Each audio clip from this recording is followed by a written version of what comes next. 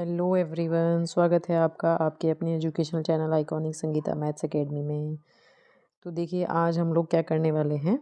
कल हमने section A complete कर दिया था, उसके एमसीक्यूज़ जितने भी थे वो कंप्लीट कर दिए थे। ठीक है, आज मैं इसका सेक्शन बी स्टार्ट कराने वाली हूँ। किसका? मैथमेटिक्स, जो बेसिक जिनके पास है उसका जो हमने सैम्पल क्वेश्चन पेपर स्टार्ट किया था उसके हम सेक्शन बी के सॉल्यूशन करेंगे। तो देखिए, इस सेक्शन में आपके पास 5 क्वेश्चंस दिए होंगे 2-2 नंबर के। ठीक है।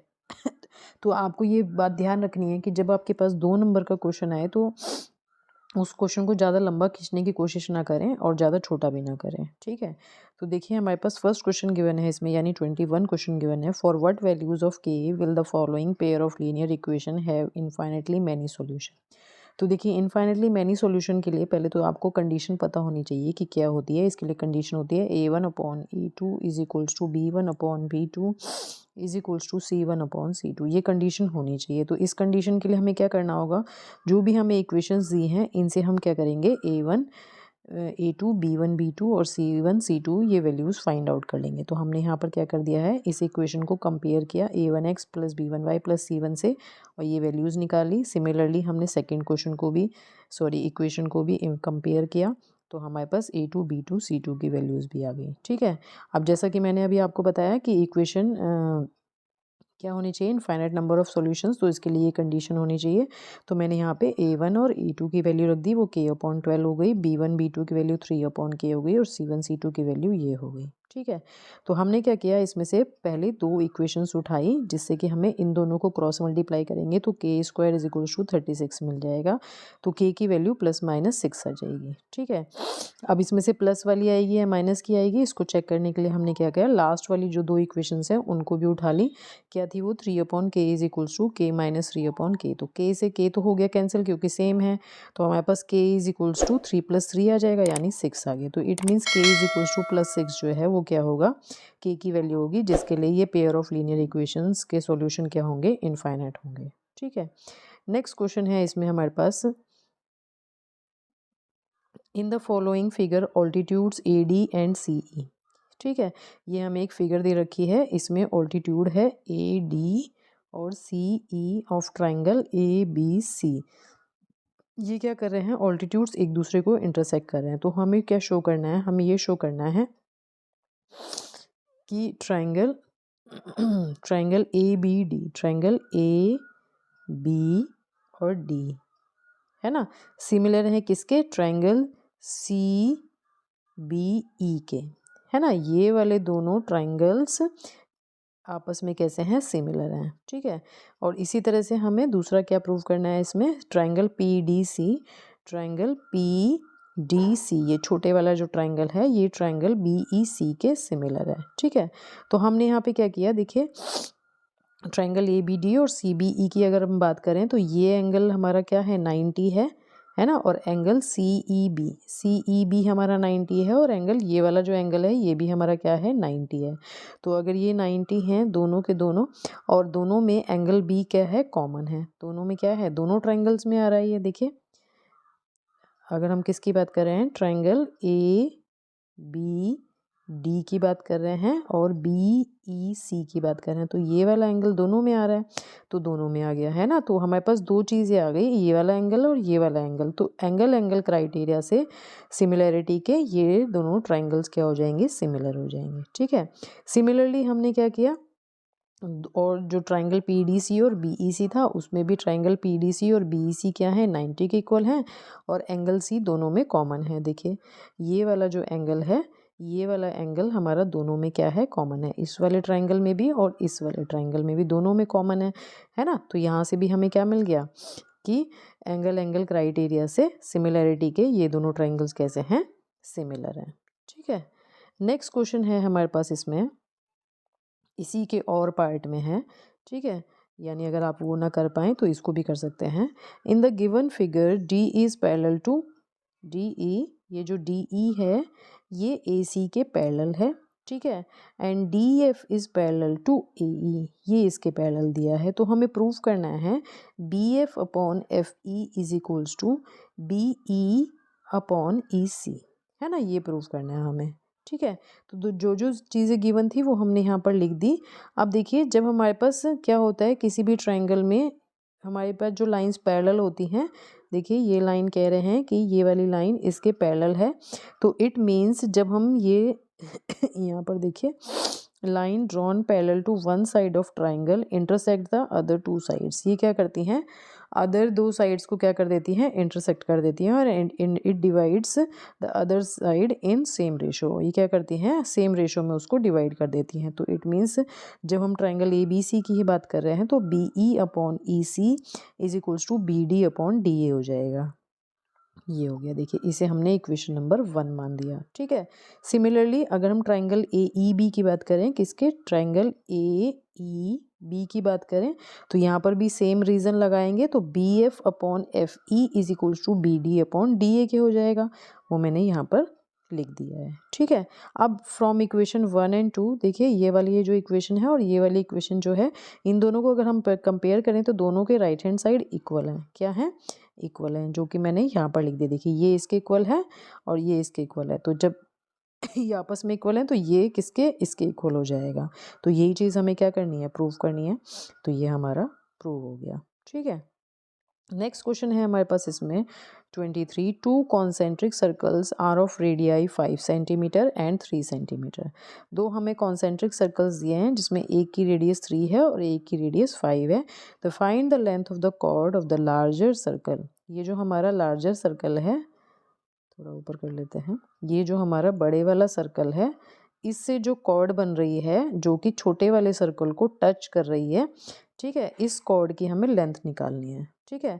तो देखिए यहाँ पे सिंपल है कि आपके पास ये कितना दिया है 3 दिया है ना, और अगर ये वाली जो रेडियस है ये इसके टेंजेंट के ऊपर डल रही है तो ये एंगल 90 होगा। तो it means angle triangle A O P में हम पाइथागोरस लगा सकते हैं क्योंकि ये हमें 5 दी है ये हमें 3 दी है, तो हम ये फाइंड आउट कर लेंगे। जब हमें ये मिल जाएगा तो हम इसका डबल कर देंगे तो हमें ये वाली पूरी लेंथ मिल जाएगी। ठीक है। वही चीज़ मैंने यहाँ पे पूरी एक्सप्लेन करके लिख दी है। ठीक है। Let the two concentric circles ये हमने मान लिए, ए बी टेंजेंट है। ठीक है।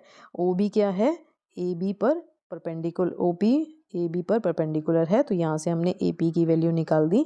ठीक है। ए पी की वैल्यू आ गई। तो सिमिलरली हम ये भी कह सकते हैं कि ओ पी जो है वो ए बी पर परपेंडिकुलर है, तो ए पी क्या होगा पी बी के इक्वल भी होगा, और A B is equal to क्या हो जाएगा 2 इंटू ए पी, तो ये 2 इंटू 4। तो इट मीन्स जो हमारे पास हमें कॉर्ड की जो लेंथ निकालनी थी लार्जर वाले सर्कल की वो कितनी आ जाएगी 8 सेंटीमीटर आ जाएगी। ठीक है।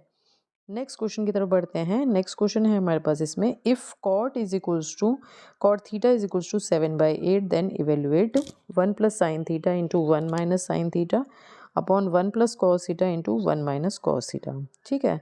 तो देखिए कॉट थीटा, अगर हम इस ट्राइंगल में बात करें, ये ट्राइंगल में यहाँ पर अगर हमारा थीटा है और हमें पता है कॉट थीटा का जो फॉर्मूला होता है वो क्या होता है बेस अपॉन परपेंडिकुलर होता है ना। तो बेस हमारा क्या है 7 है और ये हमारा क्या है परपेंडिकुलर 8 है। यहाँ से हम क्या करते हैं पाइथागोरस लगाते हैं इस ट्राइंगल में और AC निकाल लेते हैं। ठीक है। इससे हमें क्या फ़ायदा मिलेगा कि हम साइन थीटा और कॉस थीटा जो हमें वहाँ पे वैल्यूज़ चाहिए वो मिल जाएंगी हमें। तो ये मैंने निकाल दिया, तो हमारे पास वैल्यू आई 113 किसकी AC स्क्वायर की। तो AC की वैल्यू कितनी आ जाएगी √113 आ जाएगी। अब यहाँ से हम क्या करेंगे साइन थीटा निकाल देंगे। साइन थीटा हमारा क्या होता है परपेंडिकुलर अपॉन हाइपोटेन्यूज, तो परपेंडिकुलर 8 है और हाइपोटेन्यूज अभी हमारा कितना आया √113।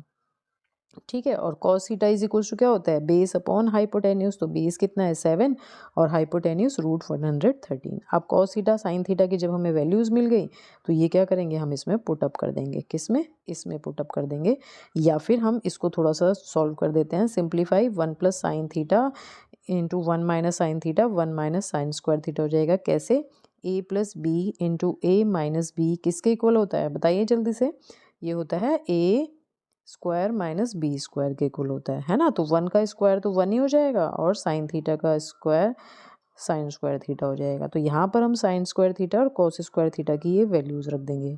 जब हमने ये वैल्यूज़ रखी तो हमारे पास यहाँ क्या हो गया 8 अपॉन ये हो जाएगा 64 अपॉन √13 और ये 49 अपॉन √13। इसको थोड़ा सा सिंप्लीफाई करेंगे, सॉरी इसको हम सिंप्लीफाई करेंगे तो हमारे पास 49 अपॉन 64 किसकी वैल्यू आ जाएगी 1 प्लस साइन थीटा, जो भी हमें पूछा गया था वो हमें यहाँ पर वैल्यू मिल जाएगी। ठीक है। नेक्स्ट क्वेश्चन है हमारे पास इसमें, find the perimeter of a quadrant of a circle of radius 14 centimetre. एक हमें सर्कल दिया है, ठीक है। इस सर्कल के पूरे पेरीमीटर की अगर हम बात करें तो वो क्या होता है 2πr होता है।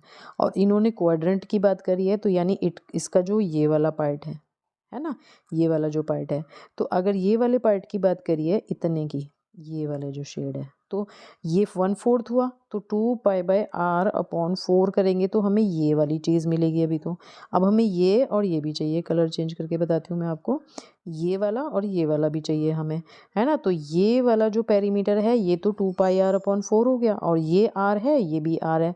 तो हमारा जो फॉर्मूला बनेगा perimeter of a quadrant of a circle, वो क्या बन जाएगा 2r, ये वाला r और ये वाला r, है ना, और 2πr/4 ये हो जाएगा। बस अब तो यहाँ पे सिंपल है, आपको वैल्यूज़ रखनी है।